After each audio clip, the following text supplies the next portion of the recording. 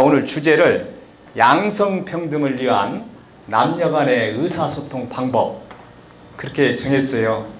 저에 대해서 간단히 소개해드리자면은 저는 올해 전주 서전주 중학교 교장으로 2월 달에 정년을 마치고 그동안에 제가 현직에 있을 때 강의를 좀 많이 했거든요. 그래가지고 그 경험을 살려가지고 강사 활동을 하고 있습니다. 그러면 먼저 옆에 앉아 계신 분들하고 같이 인사 한번 나누죠. 같이 마주보면서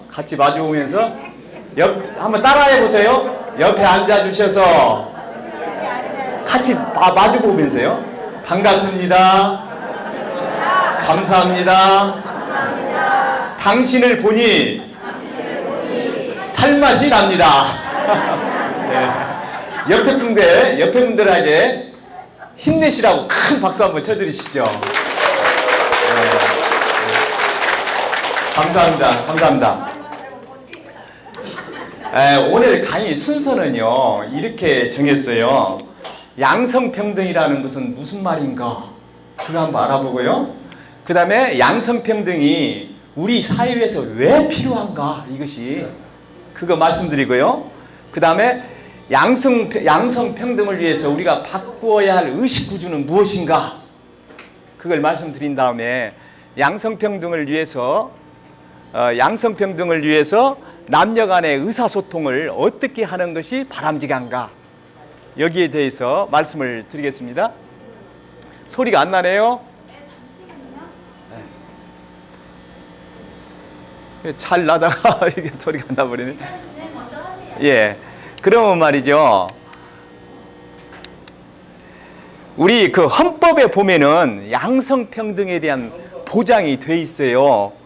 제 11조 1항에 모든 국민은 법 앞에 평등하다. 그렇게 돼 있어요. 그리고 누구든지 성별에 종교나 사회적 신분에 의해 가지고 차별받지 않는다. 그렇게 되어 있습니다. 그리고 제 36조 1항에 보면은 혼인과 가족생활은 개인의 존엄과 양성의 평등을 기초로 하고 이를 국가가 보장해준다. 그렇게 헌법에 나와 있습니다. 그러면은 우리가 양성평등이란 어떤 말인가? 그것부터 한번 생각을 해볼게요. 제가 여러 가지 그 책을 보고 여기에 대해 정의를 해놨는데 가장 쉽고 정확하게 표현한 말이 이 말이더라고요. 남자와 여자가 다른 점을 인정하고 서로 다른 점을 인정하면서 서로 존중해주고 차별을 하지 않는 것을 양성평등이라고 그래요. 분명히 남자와 여자는 차이가 있습니다. 그 차이 때문에 서로 차별을 한다거나 누가 잘나고 누가 못났다고 이렇게 나누어서 생각을 한다거나 이런 것은 양성평등에 어긋나요. 그러면은 우리가 남자하고 여자는 어떤 차이가 있을까? 여기에 차이는 인정을 하고 있죠. 그럼 차이가 어떤 것이 있을까? 그것부터 같이 한번 생각해 볼게요. 그렇죠? 같이 한번 생각해 봅시다.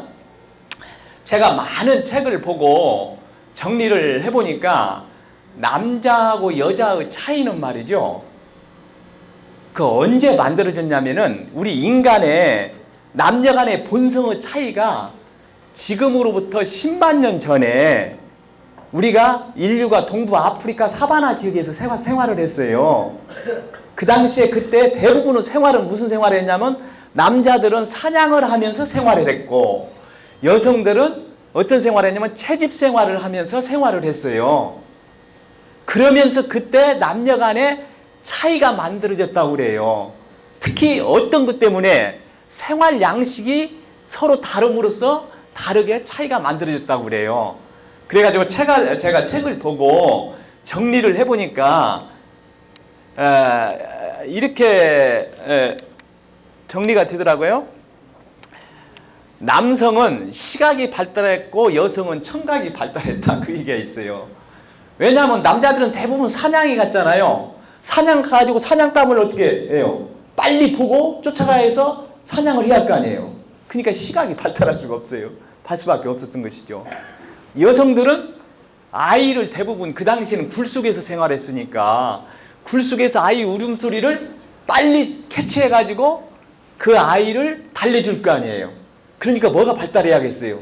청각이 발달한 거예요. 남자들은 시각이 발달한 데에 비해서 여성들은 청각이 그래서 발달했다고 그래요.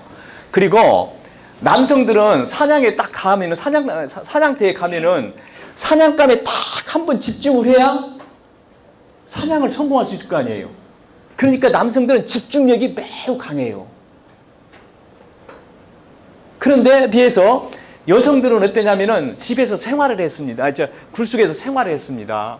밥도 지으면서 애기도 보면서 빨래도 하면서 여러 가지 일을 해야 했어요. 동시에. 그러니까 여성들은 동시에 여러 가지를 할 수가 있어요. 여성들을 보면 가면 드라마 연속극 보면서 책도 읽으면서 바느질도 하면서 이런 여러 가지를 한 번에 할 수가 있어요. 남자들은 그렇게 못해요. 그런 차이가 있다고 그래요. 그런 생활 양식이 달라가지고 이런 같은 차이가 만들어졌다고 합니다. 그리고 남성들은 사냥 가가지고 사냥감을 쫓아가면 강도 건너고 그 산도 여러 개 넘어가지고 사냥을 해가지고 사냥감을 잡아가지고 어떻게 해서 다시 되돌아오야겠죠? 그렇죠? 그러면 저 산 너머는 뭐가 있고 저 산 너머는 또 뭐가 있고 내를 건너오면 무슨 길이 있고 그거 전부 알아야죠. 그러니까 공간 능력이 뛰어났어요. 남성들은. 근데 여성들은 또 뭐가 발달했냐면은 살림을 하면 어때요? 예? 무엇이 어디가 있고 또 저거 또 뭐 조미료가 어디가 있고 이렇게 냉장고 속에 뭐가 있는가 이런 걸 전부 바로 파악하잖아요. 그러니까 물건을 잘 찾아요. 물건 위치 능력이 발달했어요. 남성들은 그거 찾으라고 못 찾아요. 잘. 저도 집에 뭐 한번 찾으라고 왜 이렇게 뚱긋거리냐고 많이 야단 맞는데 그 이유가 바로 그거예요. 남성들은 공간 능력이 뛰어난 데 비해서 여성들은 공간 위치 능력, 물건이 어디에 있는가 이런 것을 잘 찾아낸다 그 말입니다. 그런 차이가 있고요.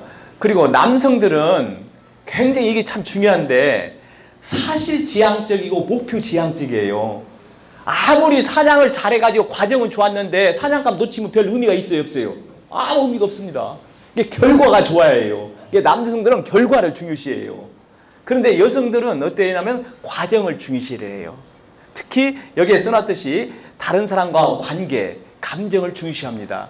왜냐하면은 같이 모여가지고 대등한 관계에서 채집 생활을 했어요. 그러니까 서로 도움을 주고 도움을 받으면서 생활을 했기 때문에 공감 능력이 뛰어나요. 감정을 중시하고 관계를 중시하고. 근데 남자들은 이 부분이 여자들보다 약해요. 그리고 또 한 가지는 이제 여기에는 좀 안 나왔는데 남성들은 언어를 그 여성들보다 좀 언어 능력이 뒤떨어져요. 남성들이 사냥터에 가가지고 말을 많이 하면 어떻게 돼요? 사냥감 다 놓쳐버리죠. 그렇죠? 네? 근데 여성들은 어떠냐면 채집 생활할 때 보면은 하루 종일 같이 옆 사람들로 같이 모여가지고 이 얘기를 하면서 채집 생활을 합니다. 그걸 뭘 보면 알 수 있냐면은 시골에서 그 아주머니들 그 밭일 할 때 보세요. 하루 종일 대화하면서 얘기를 합니다. 얘기를 하면서 일을 합니다. 그래야 또 피로감도 덜 느끼고. 그렇죠? 그러니까 여성은 뭐가 발달했어요? 언어 능력이 발달했어요. 남자들은 되도록이면 말을 적게 해야 해요. 대화하는 걸 보면은 남성들은 어때요? 핵심적인 건 몇 마디 탁 하고 끊어버립니다. 여성들은 막 어떤 경우는 두세 시간 막 얘기를 해요. 그러면서 끝날 무렵에 야 나중에 만나서 더 자세한 얘기하자 그러면서 끝납니다. 그만큼 여성들은 언어 능력이 발달했어요. 그렇기 때문에 학자들에 의하면은 남성들보다 여성이 3배 이상 언어 능력이 발달했다고 그래요. 남성들은 하루에 7,000단어 정도 쓰면은 언어가 고갈되는데 여성들은 3만 단어 이상을 쓴다고 그래요. 네. 그렇게 차이가 있습니다. 그러니까 여기에서 이런 차이가 있다는 것을 인정을 해주고 그렇지만 남녀 간에는 차별을 하지 말아야 한다 그 말입니다. 자, 그러면 그 증거를 제가 한번 댈게요. 남녀 간의 큰 차이 중에 하나가 남성은 공감 능력이 뒤처지는 데 비해서 여성은 공감 능력이 굉장히 뛰어나요. 동영상 한번 보여드릴게요. 제가 하나 가져왔습니다. 재밌는. 한번 보세요.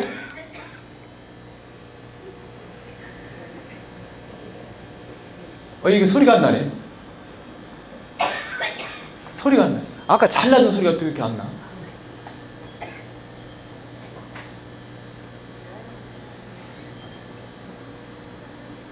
소리가 안 나네.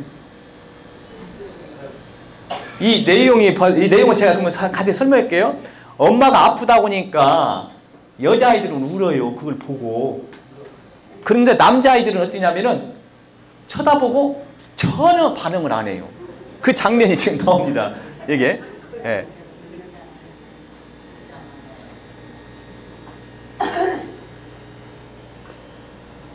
지금 소리가 안 나요? 여기서 소리가 그냥 안 나는 것 같아요. 아까 났는데? 여기가 연결돼 있어요. 예, 그래. 그러면은 이걸 내리봐요. 여기 좀 잠깐. 이걸 내리고 여기 좀 가자마자 해서 제가. 그러면 내가 이럴 줄 알고 가져갔어요. 가만 있어요. 안 나요. 안 나. 소리가 안 나. 저 다시 그냥 파워포인트 올리세요.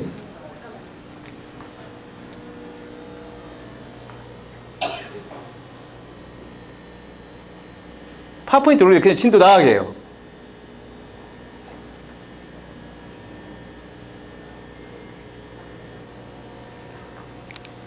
그겁니다. 남자아이들은 엄마가 손이 다치고 울면은 말딱말딱 쳐다보고 지 할 일 해요. 근데 아이들은 같이 울어요. 그게 공감능력이 뛰어나기 때문에 그래요. 그 장면입니다. 그러니까 우리 인간은 뇌를 보면 말이죠. 이게 뇌가 이렇게 좌우 뇌가 있자고 하잖아요. 근데 여성들의 경우는 이 좌우 뇌를 연결해 주는 것이 여기에 있는 뇌량이라는 것입니다. 이 뇌량이라는 것이. 근데 이 뇌량의 두께가 이게 신경 섬유인데 여성들이 남성보다도 10 내지 15% 정도가 두껍다고 그래요. 남자들은 이 부분이 얇아요. 그러니까 여성들은 동시에 여러 가지 일을 할 수 있는 것이 좌우 뇌를 같이 쓸 수가 있어요. 근데 남자들은 그 부분이 약해요. 그래가지고 이야기할 때 보면 말이죠. 여기 한번 보세요. 이야기할 때 보면 이게는 남성 뇌입니다. 이게는 여성 뇌예요. 남성들은 한쪽 뇌만 쓰는 데 비해서 여성 뇌는 양쪽 뇌를 같이 쓰고 있어요. 아까 이 뇌량이 두꺼워가지고. 그러니까 뇌 자체도 남성과 여성에는 차이가 있다 그 말입니다. 아시겠죠? 예. 자, 그 다음에요. 그런데 제가 말씀드릴게요. 우리가 조류 독감이 이렇게 생기면은 어쩌냐면은 닭이나 오리를 한 번에 싹 죽여버리죠. 살아있는 닭까지 다 죽이죠. 왜 그럴까요? 전염되니까. 왜냐하면은 조류 독감 그 바이러스 하나에 의해 가지고 완전히 몰살돼 버려요. 왜? 유전자가 같기 때문에. 그래서 그래요. 철새들은 어때요? 철새들은 끄떡하네요. 왜 그러냐면 유전자가 다양하기 때문에. 이거 좀 해결 좀 해봐요. 동영상 써야하니까. 예. 그래서 그러니까 그 남자들하고 뭐냐면 우리가 조류 독감이 퍼지면은 닭을 전부 몰살시키고 오리를 다 죽이는 이유가 한 바이러스에 의해 가지고 전부가 몰살되기 때문에 그래요. 그래서 이 유전자는 그런 것을 대비를 해가지고 유사시에 이런 일이 벌어지지 않도록 하기 위해서 이 유전자는 자체가 자기 그 생존을 위해서 돌연변이를 일으킵니다. 그래가지고 남자들 중에도 말이죠. 여기 이걸 올려야죠. 이거 올리세요. 그냥 놔두세요. 그러면은 예. 놔두세요. 제가 할게요.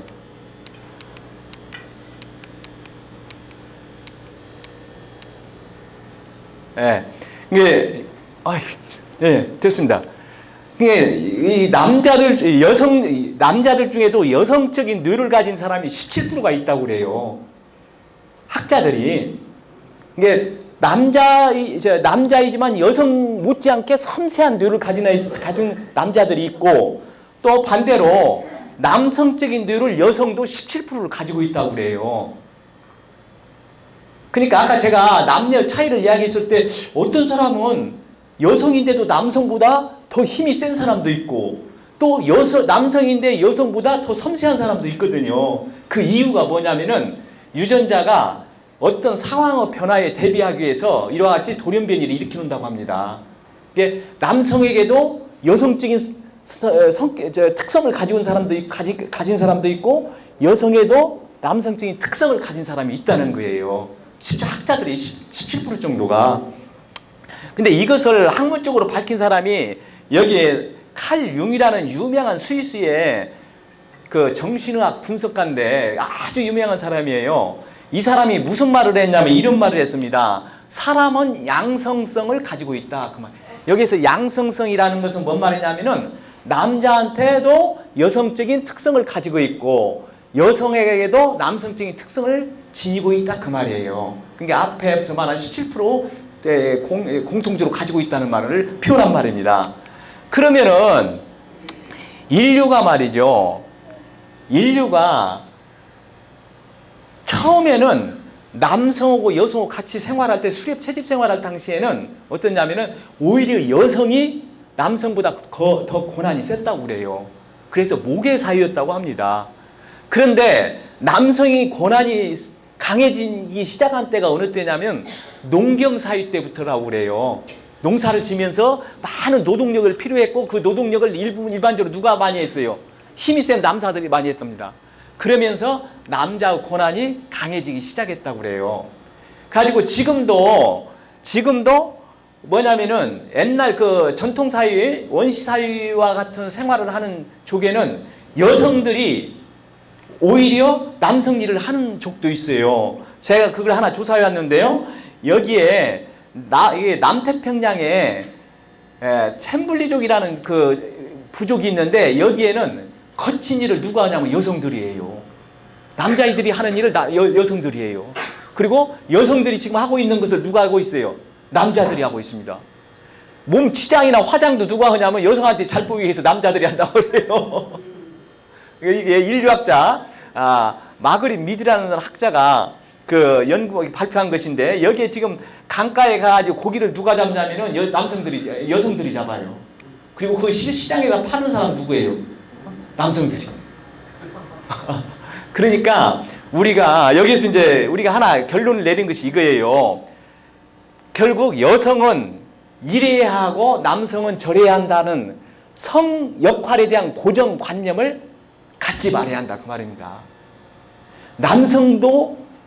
남성에게도 여성적인 특성을 가진 사람이 많이 있고 여성도 남성보다 더 유능한 능력을 가진 사람들이 많이 있는데 그걸 여성이라는 이유로 남성이라는 이유로 고정을 시키고 역할을 제한을 시키는 것은 결국 개인에게도 손해고 국가에게도 손해고 국가 경쟁력도 떨어진다 그 말입니다. 이해가 가시죠? 예. 자, 그러면 양성평등이 왜 실현되어야 하는가? 그것부터 한번 말씀을 드릴게요. 자, 인간의 기본적인 권리라는 건 너무나 당연한 얘기고요. 사회 구성은 모두 개인 능력을 실현되어야 한다. 한 국가가 발전하려면 그러잖아요. 한 국가가 발전하려면은 그 국가 구성원들이 가지고 있는 능력을 최대한 이렇게 발휘할 때 그것이 모아져 가지고 국가가 발전하잖아요. 그렇죠? 국가 경쟁력입니다, 그게. 그런데 여성이라는 이유로 해가지고 이 여성한테도 천재적인 그런 재능이 있는데 여성이라는 이유로 해가지고 그걸 억누르고 제한하고 통제하고 능력을 발휘하지 못하도록 한다고 한다면 개인의 손해뿐 아니라 국가한테도 엄청난 손해죠. 그렇죠? 안 그러겠어요? 국가가 발전하려면은 사회가 발전하려면은 개인이 발전하려면은 각 개인이 가지고 있는 능력을 최대한으로 발휘될 때 그것이 국가와 사회의 발전을 가져오는데 그러지 못한다는 건 큰 손실이죠. 그렇기 때문에 양성평등이 이루어져야 한다 그 말입니다. 그리고 또 한 가지는 말이죠. 오늘날 지금 가장 큰 문제가 이 저출산 문제예요. 그렇잖아요. 저출산 문제는 여러 가지 원인이 있습니다. 사실은 여러 가지 요인이 있지만 그 중에 한 가지가 바로 뭐냐면은 이거예요. 여성들한테 너무나도 큰 부담을 주고 있어요. 우리 사회가. 왜? 사회 나가서 일도 해야지, 육아도 해야지, 출생도 해야지. 그걸 여성한테만 맡긴다고 한다면은 여성이 아이를 낳을 수 있겠어요? 그렇게? 날 수가 없죠. 특히 많이 날 수는 많이 날려고는 생각을 못하죠. 지금 영국의 런던에 있는 말이죠. 옥스퍼드 대학의 인구 문제 연구소에서 발표한 것을 보면 세계에서 가장 이 지구상에서 저출산 문제를 해가지고 사라질 일본 국가가 어디예요? 예? 일본 국가가 대한민국이라고 발표를 했습니다. 지구상에서 저출산 문제로 인해 가지고 지금 제일 먼저 사라질 나라가 우리나라라고 얘기했어요. 영국 옥스퍼드 대학 인구 문제 연구소에 있어요. 거기서 발표한 걸 보면 뭐라고 했냐면은 앞으로 말이죠. 60년 후에는 우리나라 인구가 40%가 줄어든다고 했어요. 그리고 80년 후에는 우리나라 인구의 반절이 줄고 그 다음에 2705년에는 우리 대한민국이 지구상에서 가장 먼저 사라진다 그렇게 얘기했습니다. 그러니까 이 저출산 문제는 어떻게 보면은 그야말로 우리 민족의 가장 큰, 우리 국가의 가장 큰 재앙으로 다가올 수 있는 것이 바로 이 문제예요. 그런데 우리는 이걸 너무나 지금 소홀히 다루고 있습니다. 이 저출산 문제를 해결해야 한 요인 중에 하나가 바로 양성평등이 이루어지지 않기 때문에 그래요.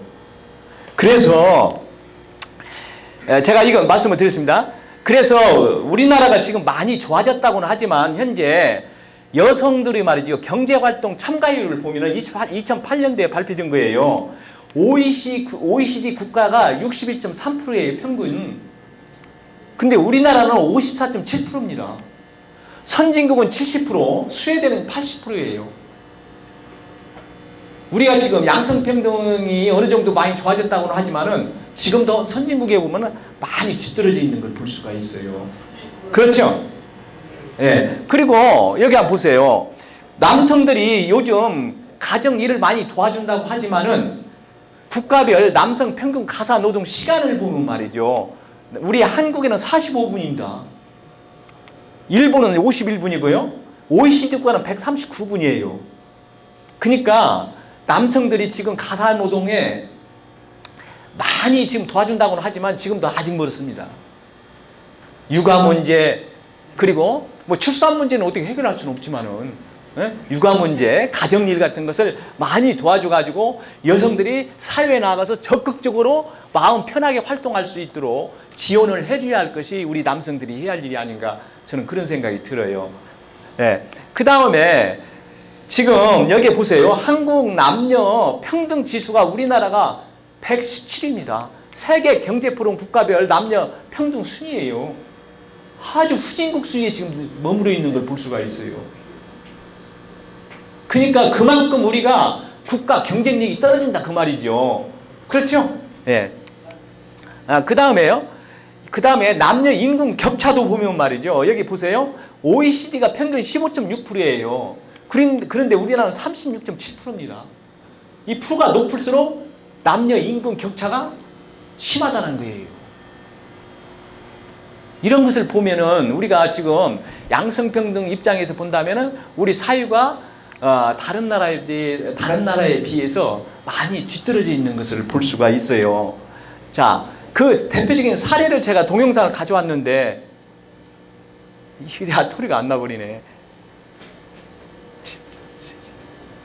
가사노동, 일본의 그 노인들이 가사노동을 위해서 이렇게 요리하는 것을 배우는 장면이거든요. 그냥 넘어가겠습니다. 여기에 이것도 중국의 그 남성들이 가사노동에 참여하는 걸 보는, 지금 제가 이걸 동영상을 가져왔는데, 이 남성들이 가사노동의 대부분에 적극적으로 참여해가지고 여성들이 사회활동하는데 많은 도움을 주고 있는 걸 볼 수가 있어요. 참 안타깝네. 이 동영상이 안 나오니까. 여기 한번 보세요. 한국 남성하고 중국 남성하고 가사노동 시간 차이가 이렇게 많이 나요.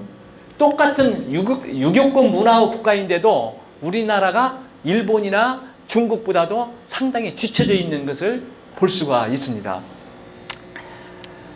그래서 우리가 양성평등 실현 차원에서 한국 남성들이 가사노동에 적극 참여한다. 특히 학자들이 연구하면 그래요. 남자들이 가사노동에 적극 참여를 하면은 담배도 좀 덜 피우고 그리고 술도 좀 덜 먹고 그리고 부부간에 가정에서 지내는 시간이 많으니까 부부간의 대화 시간도 많아져가지고 가정이 화목해진다고 그래요. 행복해진다고 그래요. 여기에 계시는 남성 어르신들은 더 적극적으로 아내분들 많이 도와줘야 하지 않을까. 저도 그렇게 생각을 하고 저도 그렇게 하려고 많이 노력을 하고 있습니다. 자, 이 퀴즈 하나 낼게요. 이 그림 중에서 어느 것이 더 양성평등에 맞는 가족일까요?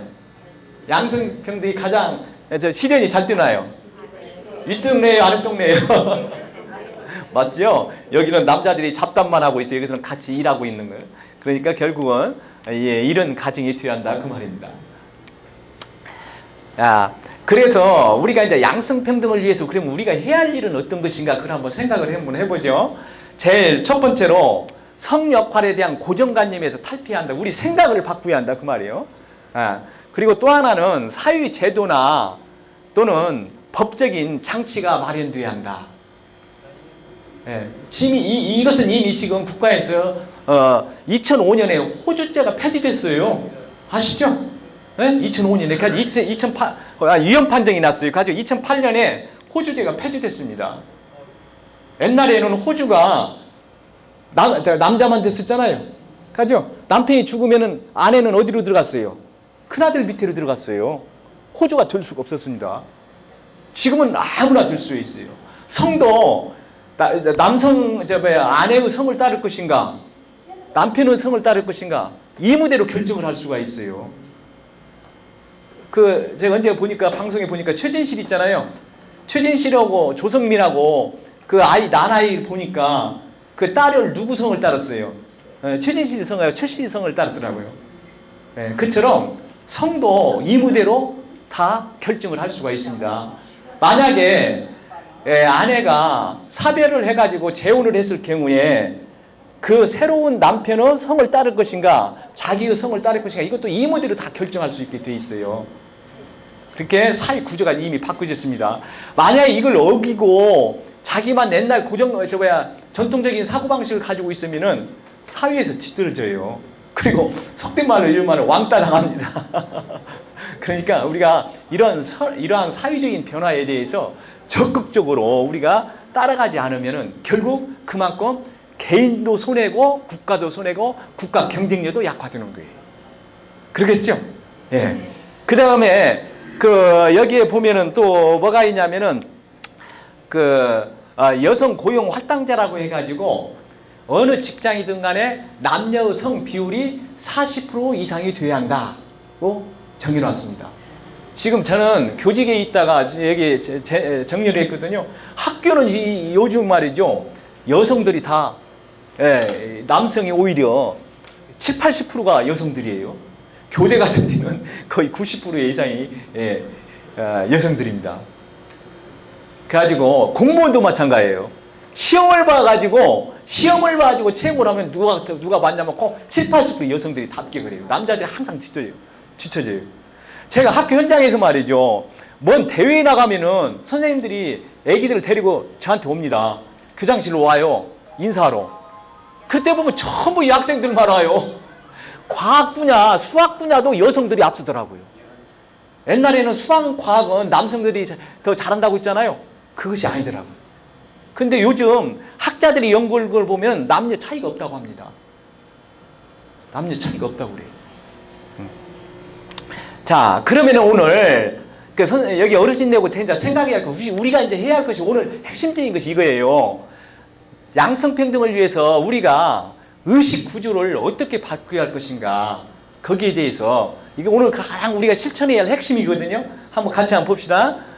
자, 양성평등에 어긋나는 우리의 의식을 한번 고정관념 바꿔야 할 것을 한번 생각을 해보죠. 먼저 남자는 다른 사람 앞에서 울지 않아야 한다. 이것도 양성평등에 어긋나는 거예요. 네. 울지 않아야 한다. 우리가 흔히 얘기하는데 그렇게 하면 안 됩니다.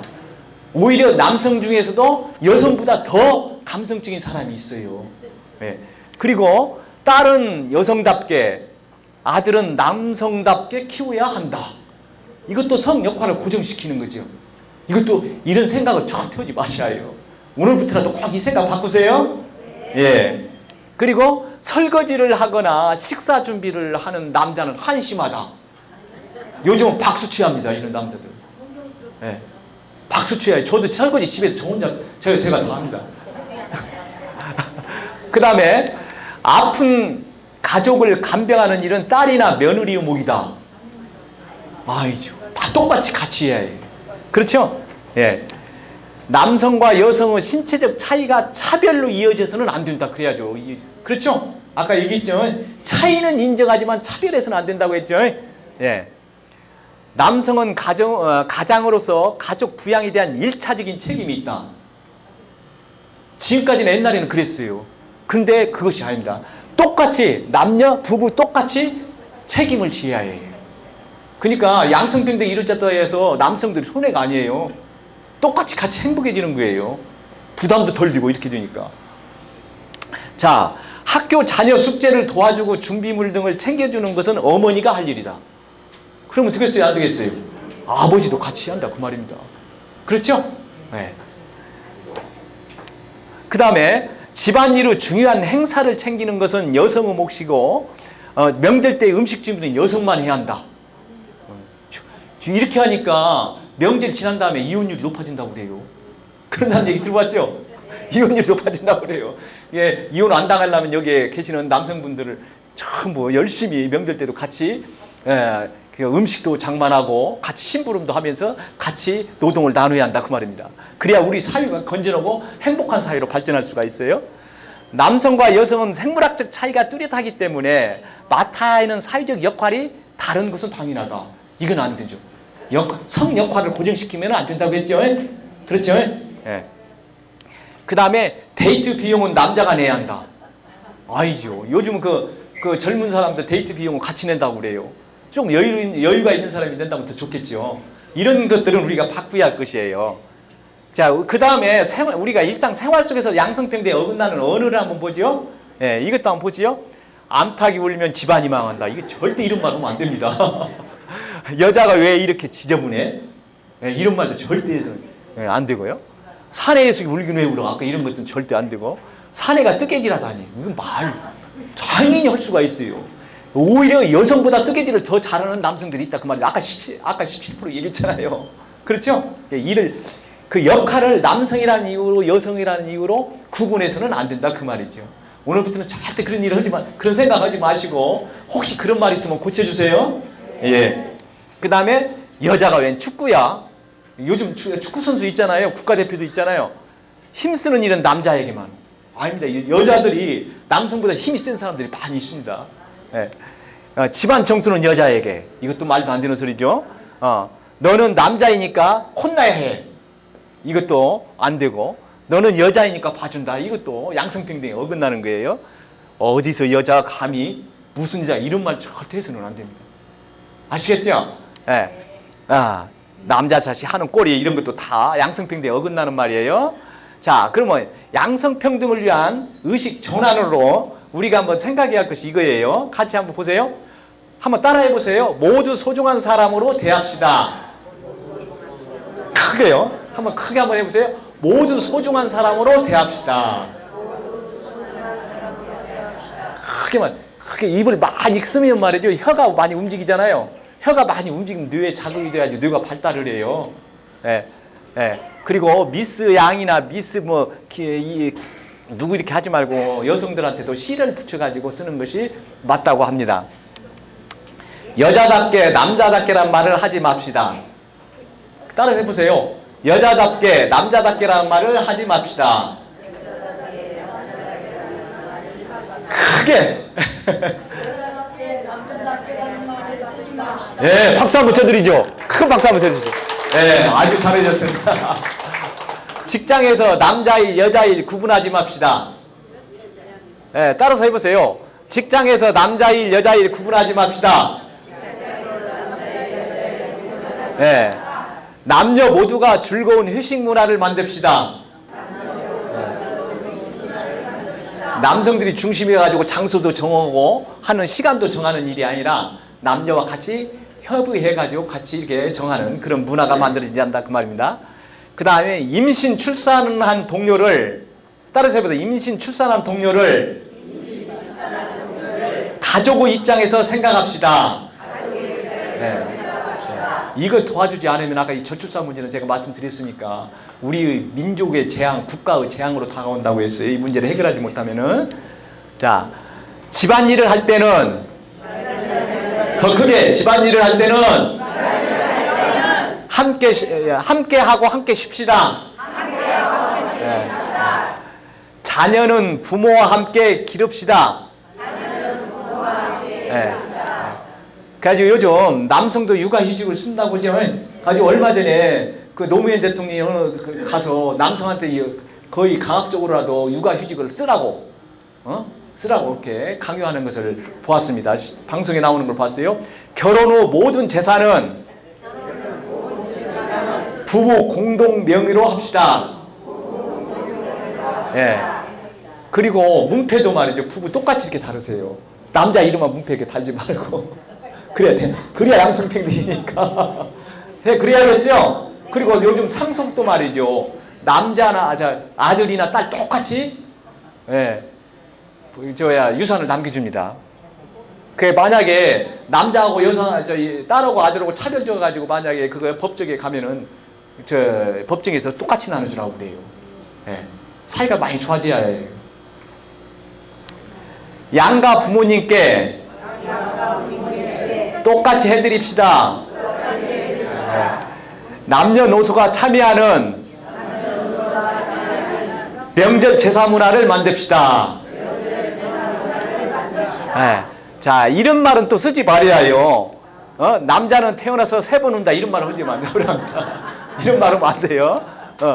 야, 남자는 하늘이고 여자는 땅이다. 이것도 양성평등에 어긋나는 말이에요. 그렇죠? 예. 암탉이 울면 집안이 망한다. 이것도 절대 해서는 안 되는 말이고요.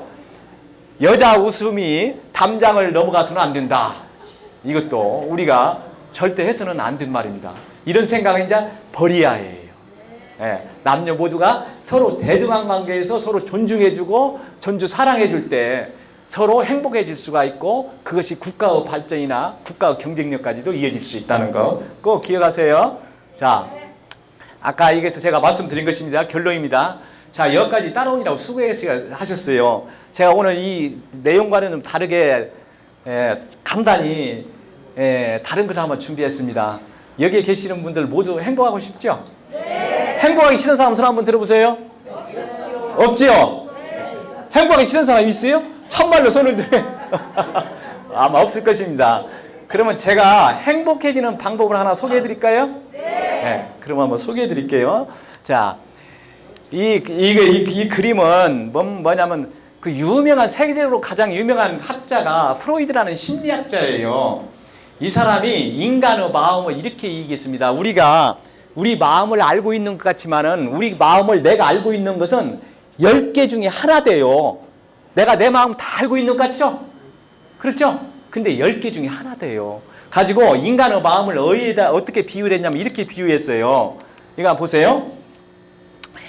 빙산이거든요. 이 빙산. 물 위에 떠 있는 이 빙산을 보면 물 위에 나와 있는 것이 10개 중에 하나가 나와 있다고 그래요. 9개는 밑에 어디에 물 밑에 깔려 있어요. 이 빙산을 모든 움직임을 뒤에서 조종하고 있는 것이 어디예요? 여기 하나가 아니라 밑에 있는 물 밑에 깔려 있는 이 9이 빙산의 움직임을 뒤에서 다 조절하고 있어요. 그처럼 우리 인간의 마음도 말이에요. 여기에 있듯이 아까 이게 물 위에 떠 있는 마음을 가리켜 의식의 세계라고 그래요. 그러니까 내가 내 마음을 알고 있는 것이 바로 그게 의식의 세계예요. 나는 모르는데 내 마음 밑에 깔려 있는 세계, 그게 무의식의 세계예요. 그게 몇이라고? 9이 돼요. 9. 놀랍죠? 그래가지고 실질적으로 나를 뒤에서 조종하고 움직이는 역할을 하는 것이 뭐냐면은 이 밑에 깔려있는 9이라고 그래요. 가지고 이 사이에는 이 문지기가 하나 있어가지고 우리가 스트레스를 받는다거나 분노를 느낀다거나 짜증을 난다거나 화를 낸다거나 부정적인 감정 이런 것을 전부 사람이 어디로 집어넣냐면 이리 집어넣는 게 이분으로 계속 부정적인 감정을 화나고 짜증나고 걱정하고 근심하고 원망하고 이런 실망하고 절망하고 이런 것들을 전부 이 속으로 집어넣으면은 이 여기에 말이 무의식 세계가 이렇게 이것이 너무 커져가지고 이것이 너무나 커지면 어떻게 돼요? 풍선이 너무 커지면 어떻게 돼요? 터져버리죠. 그게 바로 뭐냐? 정신병이라고 그래요. 정신질환이라고. 그러니까 이 프로이드 심리학자는 어떻게 하냐면 환자를 치료할 때, 정신치료할 때 어떻게 하냐면 환자를 여기다 다 뉘어놓고 말이죠. 환자하고 계속 이렇게 대화를 합니다. 대화를 하면서 무엇을 하냐면은 이쪽으로 들어가 있는 그 부정적인 감정들을 이렇게 끄집어내 주는 거예요. 이렇게 포화 상태에 있는 걸 이렇게 줄여주는 거예요. 그래가지고 이때 치료하는 과정을 보면 막 나쁜 감정, 별로모 소리를, 나쁜 욕 같은 걸 막 다 이쪽으로 한다는 거예요. 끄집어 나온다고 그래요. 가지고 이렇게 포화 상태에 있는 이 부정적인 감정이 이렇게 쭉 줄어들면 어떻게 돼요? 정신질환이 치료가 돼버려요. 그러니까 우리가 우리 지금 마음속에 갇혀있는, 우리가 이걸 화라고도 하잖아요. 화병이라고도 하잖아요. 그게 어떻게 보면 화병과 연결되어 있는 거라고 볼 수가 있어요. 이것을 어떻게 다 털어내야겠죠? 에? 그런데 여기에 대해서 말이죠. 이 젤린스키라는 사람이 뭐라고 했냐면, 우리가 근심하고 걱정하는 것을 분석을 해보니까 이러더라는 거예요. 어떤 게냐면 이러더라는 거예요. 우리가 절대 일어나지 않는 것을 40%를 걱정하고 있대요. 근심 걱정하는 거 보니까 30%는 지나간 일을 걱정하고 있대요. 그 다음에 22%는 절대 일어나지 않는 일을 걱정하고 있다는 거예요, 우리 인간이. 그 다음에 4%는 어떠냐? 내 힘으로는 도저히 어쩔 수 없는 것을 걱정하고 있다는 거예요. 그러니까 결론적으로 뭐냐면 우리가 일상생활 속에서 96%는 근심 걱정은 아무 쓸데없는 걱정을 하고 있답니다. 그것이 괜히 뭔만 만드냐? 우리 몸만 해치고 병만 만든다는 거예요. 어떠세요? 그거 털어내야겠죠? 그러면 지금부터 털어냅시다. 예, 따라 한번 해보세요. 예, 털어냅시다. 자, 먼저 이렇게 한번 해보세요. 자세를 바르게 펴고, 이렇게 저같이 한번 해보세요. 이렇게 자기 몸을 두드리세요. 눈을 감고. 예, 눈을 감고. 자, 두드리세요. 세게 두드리세요. 자, 근심도 털어내세요, 지금. 걱정도 털어내고, 예, 짜증도 털어내고, 스트레스도 털어내고, 분노도 털어내고, 원망도 털어내고, 옷을 털지 말고 마음을 털으세요. 자, 털으시죠. 계속 털으세요. 자, 그러면서 제가 얘기했는데 계속 털으세요. 제가 얘기하는 대로 따라하세요. 나는 점점 좋아진다. 나는 내가 좋다. 두드리면서, 세게 두드리면서, 나는 내가 참 좋다. 네. 나는 나를 사랑한다. 나는 나의 약점까지도 사랑한다. 나는 행복하다. 네. 나는 건강하다. 자기 이름을 부르면서 누구야? 고맙다. 누구야? 수고했다. 그러면서 지금부터는 자기 자신 한번 위로 한번 해보세요. 따라 한번 해서 계속 두드리면서, 자기 두드리면서, 자, 괜찮아. 힘들어도 괜찮아. 아파도 괜찮아. 가진 것이 없어도 괜찮아. 걱정하지 마. 못생겨도 괜찮아. 잘생겼어도 괜찮아. 그냥 있는 그대로 내가 좋아. 이 말이 정말 중요해요. 있는 그대로 나를 받아들여야 해요. 있는 그대로 내가 좋아. 네. 아무 조건 없이 내가 좋아. 나는 내가 참 좋아. 누구야? 자기 이름 부르면 누구야? 사랑한다. 누구야? 누구야? 하지 말고 자기 이름 불러야 한다니까. 누구야? 수고했다. 자기 자신 한번 따뜻하게 안아보세요. 예, 자기 자신을 위로하는 것입니다. 자, 제가 결론을 말씀드릴게요. 행복학자들의 얘기를 뭐라고 하냐면 이렇게 얘기해요. 행복하려면은 절대 남과 나를 비교해서는 안 된다고 그래요. 남과 나를 비교하는 사람은 행복을 포기하는 사람이다. 그런 얘기를 해요. 그러면은 행복하려면 어떻게 하느냐? 제1번 조건이 이거예요. 제1번 조건이 바로 뭐냐면은 이 자기를 있는 그대로 받아들여야 해요. 있는 그대로 나를 사랑해 줘야 해요. 나의 부족한 점, 나의 약점까지도 인정해 주고 받아주고 사랑해 주고 아껴줄 때 행복해질 수가 있어요. 아시겠죠? 절대 옆 사람하고도 비교하지 말고 앞 사람하고도 비교하지 말고 그냥 나를 있는 그대로 받아주고 안아주고 사랑해줄 때 우리가 행복해질 수가 있다 그 말입니다. 그게 행복해지는 방법이에요. 아시겠죠? 네, 오늘부터 그렇게 한번 해보세요. 네. 자, 그러면 진도를 나가겠습니다. 지금까지는 우리가 양성평등에 대해서 얘기했는데 그러면 양성평등을 위해서 우리가 대화를 어떻게 하는 것이 좋을까? 거기에 대해서 말씀드릴게요. 그렇죠? 네, 말씀드릴게요. 한번 보세요. 남녀 간에는 여기 무슨 말이 들어갈까요? 남녀 간에는 다른 점을 이해하고 대화해야 한다. 제가 정말로 좋은 동영상을 하나 동영상을 하나 가졌는데 이것이 안 되어가지고 정말로 안타깝네요. 이 동영상을 보면은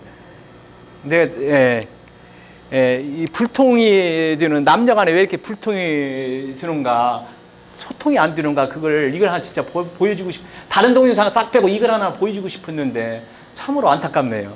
이 동영상을 보면은 이 동영상을 보면 말이죠. 제가 이제 말씀을 드릴게요.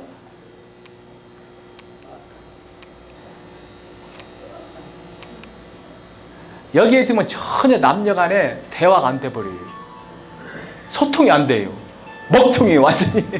그 이유가 뭐냐면 제가 이거더라고요.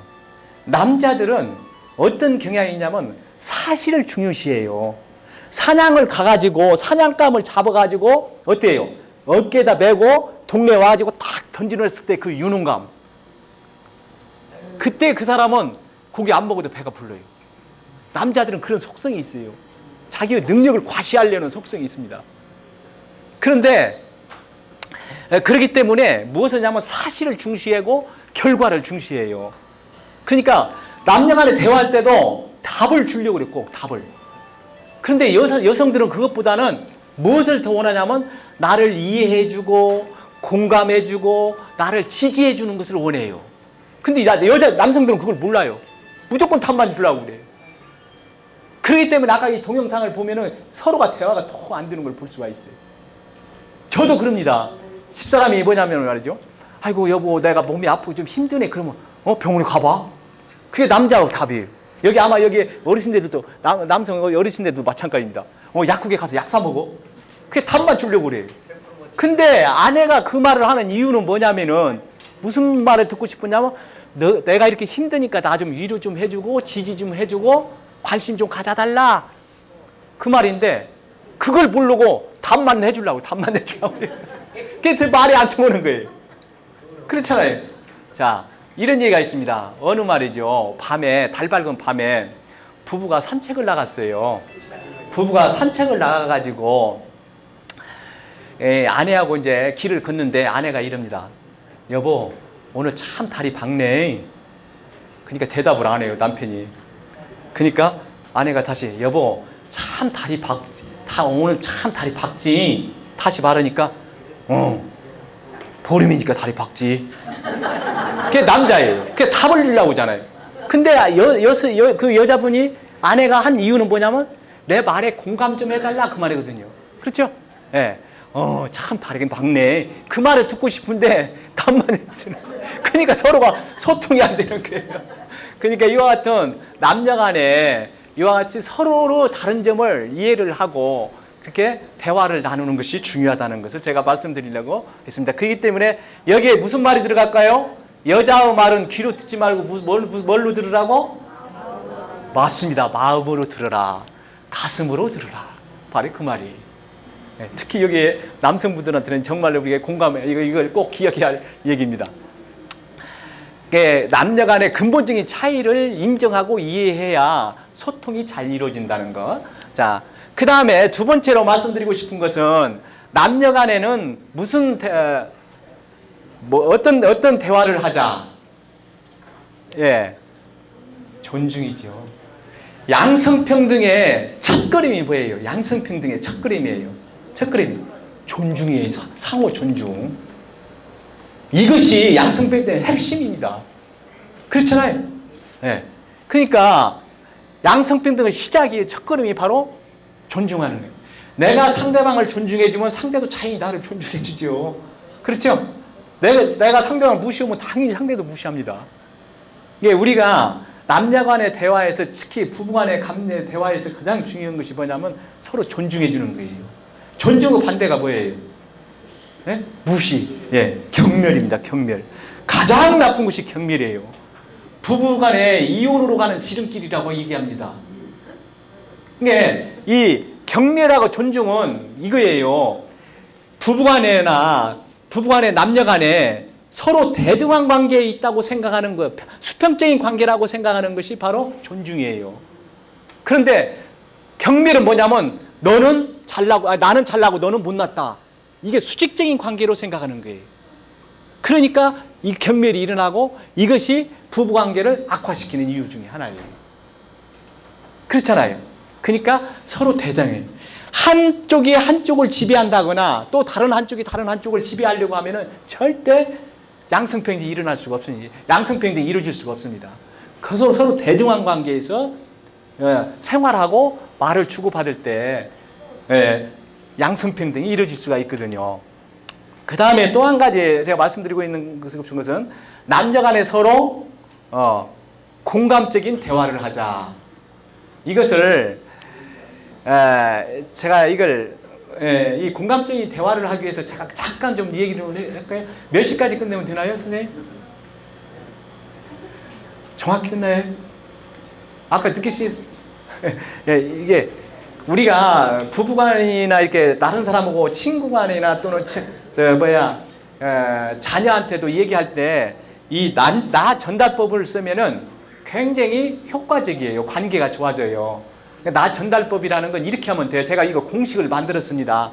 나는이라는 말 제일 먼저 쓰고요. 그 다음에 상대방 행동을 얘기하고, 여기에 상대방의 행동을 얘기하고 이 행동 때문에 생긴 나의 감정을 표현해 주면 돼요. 자, 제가 만약에 말해봐요. 여기 남편이 어제 별것도 아닌 걸로 큰 소리로 고함을 지르고 화를 냈어. 그때 여보, 별것도 아닌 걸 왜 이렇게 큰 소리로 화를 냈어? 이렇게 말을 해버리면 어떻게 돼요? 관계가 더 나빠져 버려요.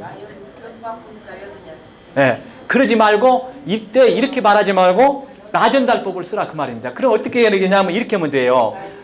그렇죠. 나는 제일 먼저 쓰고 그 다음에 상대방 행동을 표현해 주면 돼요. 남편이 어제 별것도 아닌 걸 화를 냈으니까 별것도 아닌 걸 가지고 화를 내서 이 말을 그대로 해주면 돼요. 이 행동 때문에 나에게 생긴 감정을 표현해 주면 돼요. 어제 별것도 아닌 걸로 당신이 큰 소리로 화를 내서 나는 많이 속상했어. 이 속상했다는 말인 것이 이 행동 때문에 나타난 나의 감정이잖아요. 이렇게 하면은 관계가 좋아져요.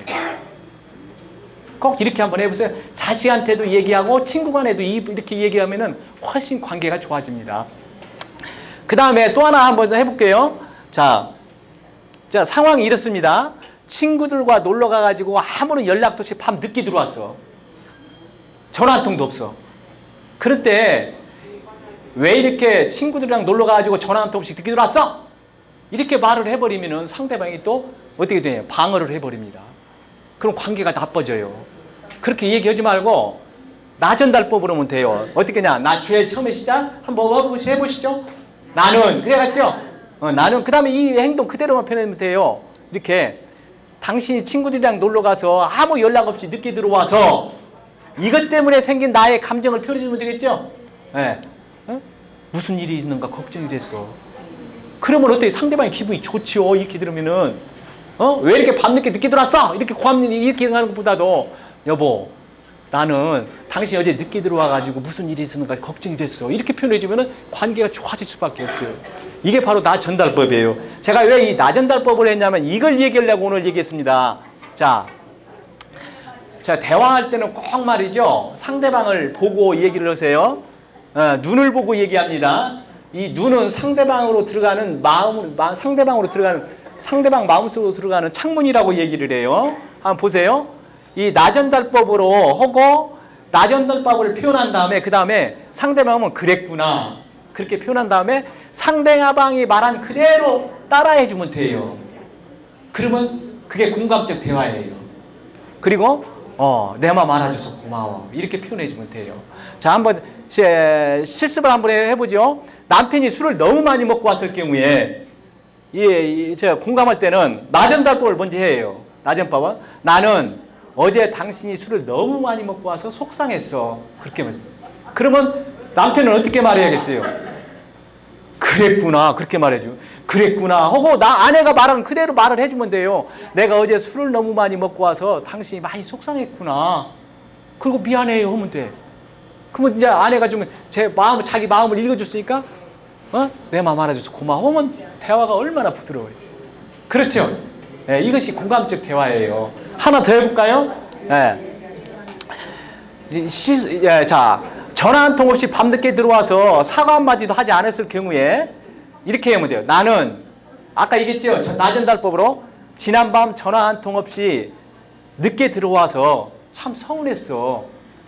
그러면 뭐라고 해야겠어요? 아까 얘기한 대로 그랬구나 그래야지. 그랬구나. 아, 그랬구나. 그 다음에 아내가 한 말 그대로 해주면 돼요. 내가 어제 전화 한 통 없이 늦게 들어와서 사과 한마디도 없이 없어가지고 당신 참 서운했나 보네. 미안해요. 그러면 관계가 좋아지죠. 그렇죠? 이런 식으로 공감적 대화를 하면은 부부간의 대등한 관계에서 양성평등도 이루어지고 부부 관계도 좋아지고 그럽니다. 그렇죠? 시간이 없으니까 이 정도 하고 넘어가겠습니다. 아내가 점심도 주지 않고 싸돌아다니는 경우에 한번 봐요. 나는 오늘 당신이 점심도 주지 않고 싸돌아다니기만 해서 짜증이 났어. 봐, 여기에서 자기 감정까지 표현했잖아요. 그러니까 아내가 뭐라고 하냐면 그랬구나. 그렇게 하면 돼요. 내가 오늘 당신 점심도 주지 않고 싸돌아다녀가지고 당신 많이 짜증이 났나 보네. 그렇게 말해주면 돼요. 미안해요. 하면 더 좋아요.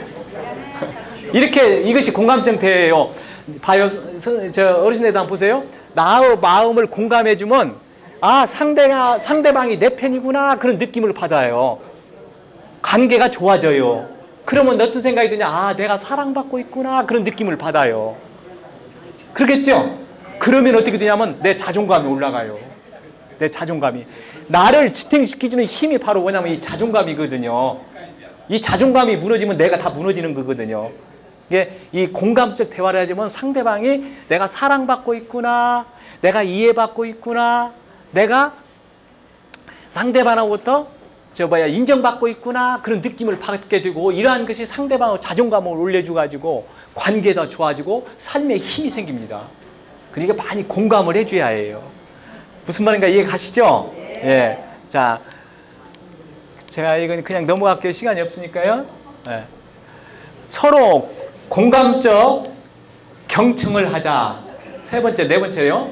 자, 퀴즈를 하나 낼게요. 자, 이게 무슨 말일까요? 사람을 변화시키는 것은 입이 아니라 귀이다. 이게 무슨 말일까요? 네. 그렇죠. 맞습니다. 박수 한번 쳐드리시죠. 네. 맞습니다. 사람을 변화시키는 우리는 입으로 막 얘기하는 걸 왜 얘기해? 자식한테 막 뭐라고 이야기하는 이유가 뭐예요? 상대한테 막 얘기하는 것은 이 말을 통해 가지고 상대방을 변화시키려고 하잖아요. 근데 안 변한다 그 말입니다. 입을 통해 가지고는 안 변해요. 오히려 상대방의 얘기를 잘 들어줄 때 상대방이 변하기 시작한다 그 말입니다. 그러니까 아이하고 대화할 때도 아이 얘기를 잘 들어주고 공감해주면 아이가 엄마가 원하는 쪽으로 천천히 다가와요. 근데 내가 막 이해해가지고 상대방을 변화시키려고 하면 상대방은 절대 안 변해요. 이 세상에서 변화시킬 수 있는 사람은 딱 한 사람이 있습니다. 그게 누군지 알아요? 예? 이 세상에서 변화시킬 수 있는 사람 딱 한 사람이 있어요. 그게 누군지 알아요? 맞습니다. 박수! 예, 박수 한번 쳐주십니다. 박수 한번 쳐주세요. 나 자신뿐이었습니다. 나 자신뿐. 남을 변화시키려고 하지 마세요. 이 세상에서 가장 아름다운 관계가 뭔지 아세요? 예? 이 세상에서 가장 아름다운 관계가 서로가 서로를 변화시키지 않으려고 하는 관계가 가장 아름다운 관계라고 그래요. 다른 사람을 변화시키려고 하는 데서 관계가 나빠지기 시작한다 그 말입니다. 무슨 말인지 가시죠? 예, 이 말을 쭉 명심하세요. 기억하세요? 예. 자, 그러니까 이 정답은 이거예요. 공감적인 대화.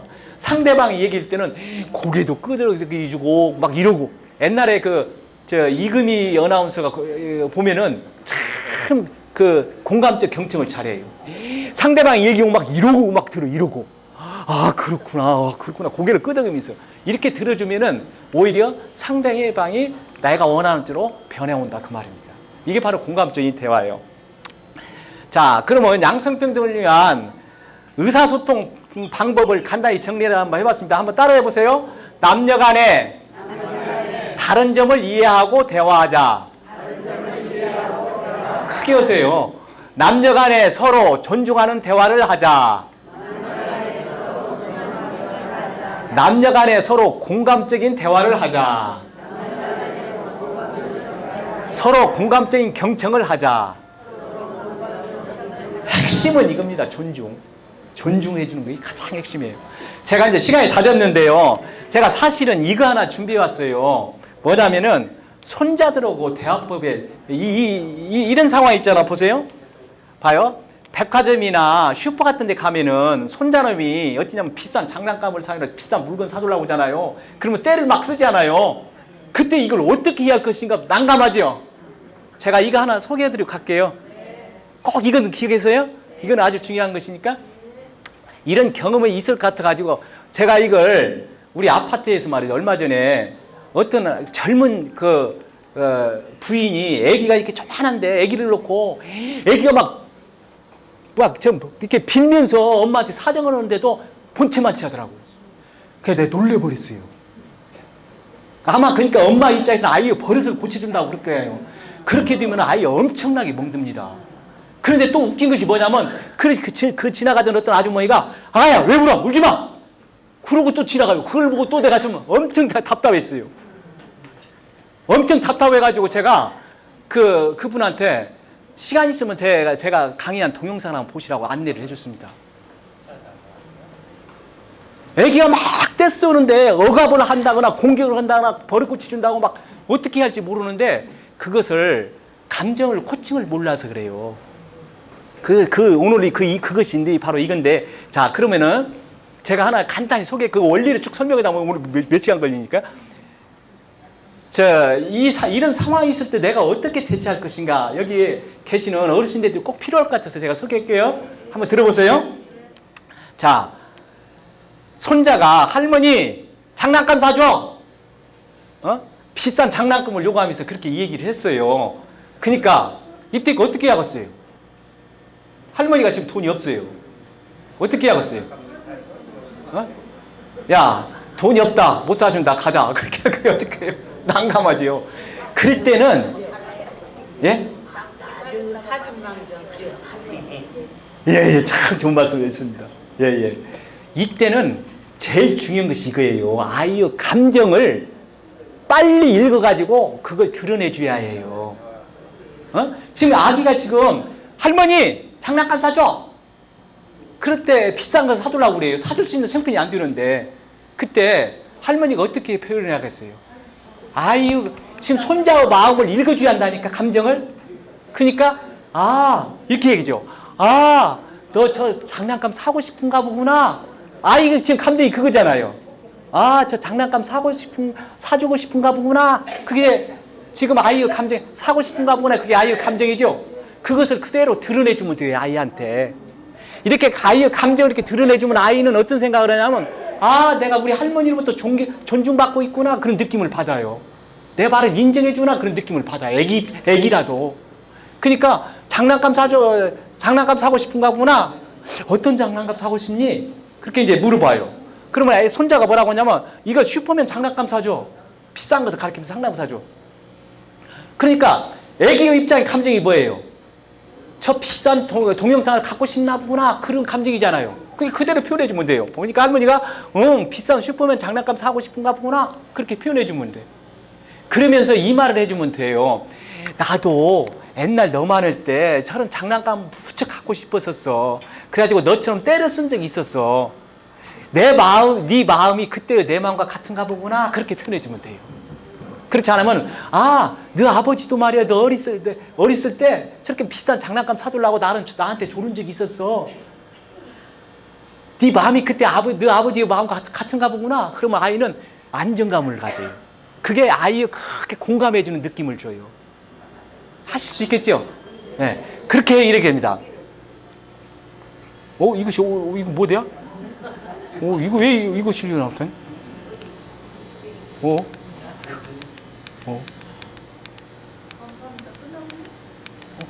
이거 아니 이것만 하고 건 다음에 아니. 시간도 없는데 이래서 큰일 났네.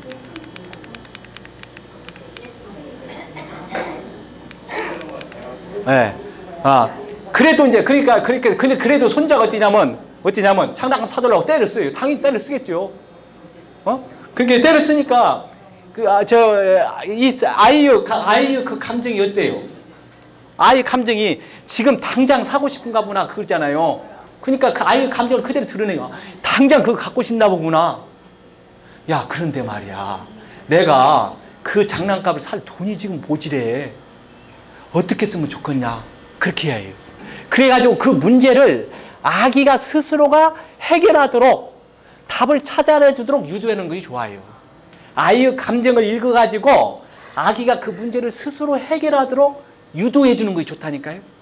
그러니까 봐요. 할머니는 돈이 모자라가지고 너한테 그걸 사줄 수 없는데 어떤 좋은 방법이 없을까? 할머니도 너한테 무척 그걸 사주고 싶은데 돈이 없어. 어떻게 하면 좋을까? 그런단 말이에요. 아이가 가만히 생각해 보니까 아이가 지금 당장이나 살 수 있는 상황이 못 돼요. 근데 할머니가 계속 자기의 감정을 읽어주니까 아이는 좀 기분이 좋아지고 마음이 안정이 되면서 아이가 스스로 답을 찾아내기 시작을 해요. 그러니까 그럼 다음 생일날 사줘. 그럼 A가 답을 찾아냈죠. 그렇죠? 그렇죠? 그러면은 그러자. 다음날 와서 사자. 그러면 지금 기분이 어때? 그러니까 이제 좀 괜찮아. 네가 괜찮다니까 할머니도 기분이 좋네. 이렇게 하면 돼요. 그러니까 핵심이 이거예요. 빨리 아이의 감정을 읽어가지고 그걸 아이한테 되돌려줘가지고 아이한테 내가 할머니로부터 존중받고 있다, 인정받고 있다는 느낌을 갖게끔 하는 게 중요해요. 그래가지고 아이가 그 문제를 스스로 해결하도록 이렇게 유도해 주는 거 가지고 문제를 해결하도록 가야 해요. 그러면 아이는 어떻게 하냐면 내 감정을 존중받았으니까 기분이 좋아요. 그런 아이들은 어떻게 하냐면 이 다음에 커서 사회 나가면 다른 사람한테도 그렇게 행동을 해요. 그러니까 친구 관계가 좋아요. 아이의 감정을 인정해 주니까 아이의 자존감이 올라가요. 아이의 자존감이 올라가니까 아이는 그만큼 사회 나가서 성공할 확률이 많아요. 이건 이제 이 다음에 학문적으로 길게 얘기했는데 혹시 여기에 대해서 공부하고 싶은 분은 제가 유튜브에 한 110개 정도 동영상을 올려놨습니다. 그거에 보면은 부모와 자녀 간의 좋은 관계 형성을 위한 감정 코칭 방법이란 그 유튜브가 있어요. 그걸 한번 보시면은 혹시 어르신들은 보지 않으셔도 괜찮아요. 근데 애기 키우는 분 있잖아요. 며느리들, 아들들 그건 꼭 한번 보시라고 하면은 아이 키울 때 많은 도움이 줄 것입니다. 시간이 지금 10분이나 오버돼 버렸네요. 자, 이것으로 강의를 마칠게요. 경청해 주셔서 대단히 고맙습니다. 감사합니다. 도움이 되셨나요? 네, 감사합니다.